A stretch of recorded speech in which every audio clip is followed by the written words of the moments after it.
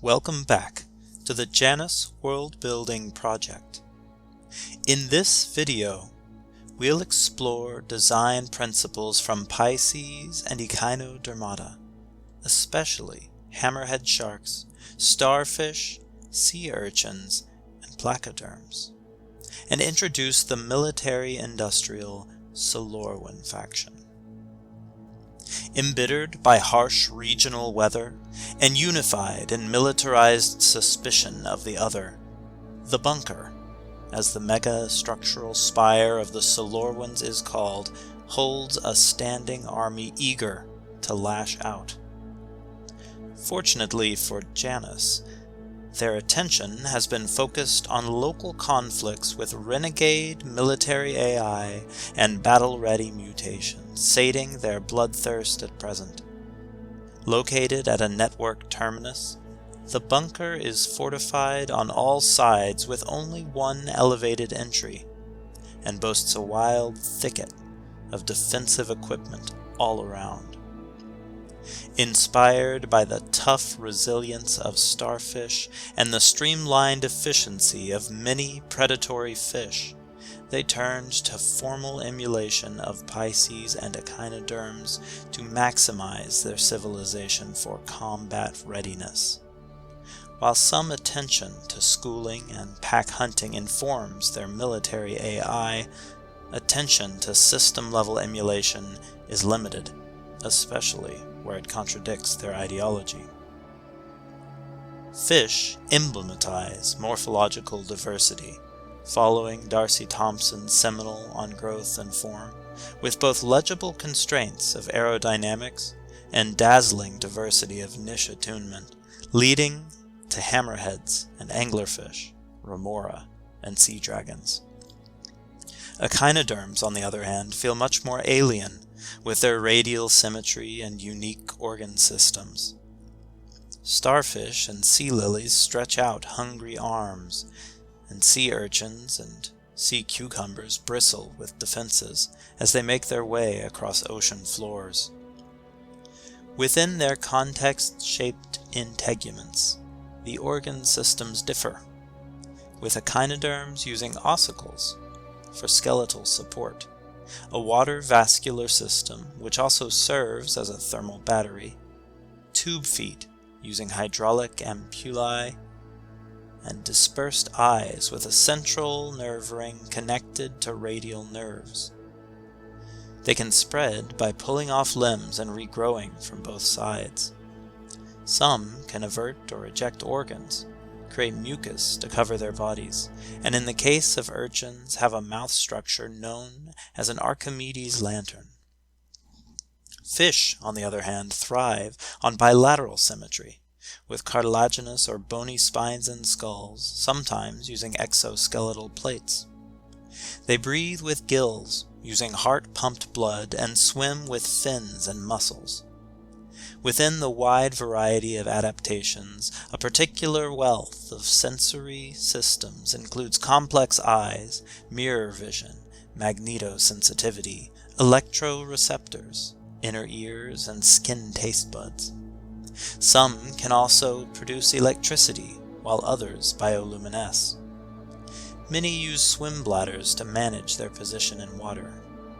They lay eggs to reproduce, and a select few build nests of bubbles, sand, or organic matter.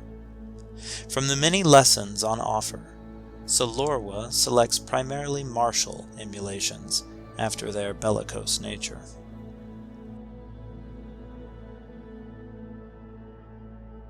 The bunker learns from the structural and distributive lessons of echinoderms, with curvatures reinforcing exterior surfaces against a front, and a central tower informed by the structure of urchin spines, connecting out to an inhabited tube with thick, low-density wall matrix, emulating ossicle composition.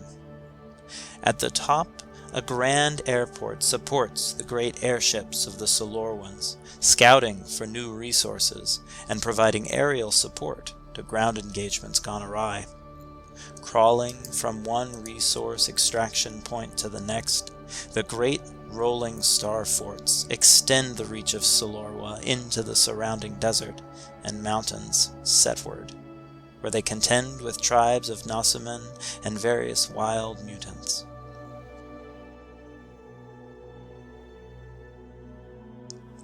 Their history entails a defiant response to the conflict of the Polycrisis, a group of private security forces previously supplementing overseas military expeditions banding together to carve out a space for themselves with their existing combat readiness.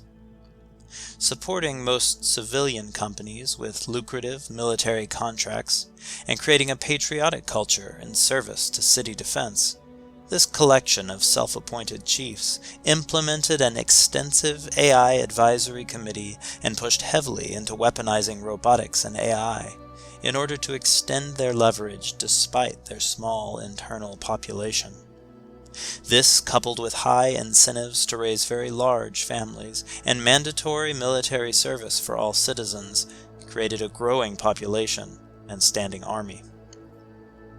Initially constructed propaganda has transformed into earnest passion for their shared mythologized history and glorious potential as crusaders for order and security.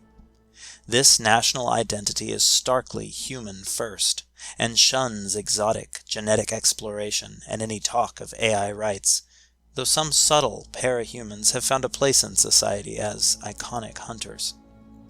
The past valorized within the bunker is a fairly traditional one, where chores done by human hands bring integrity into their strong families. As a result, robotics are limited to combat roles.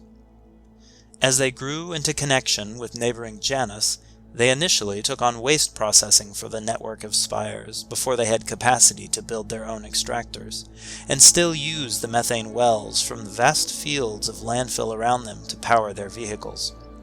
In addition to physical prowess, competitive wit features in a practice of poetry duels, and improv drama theater pushes the limits of intensity and speed with thespian flourish.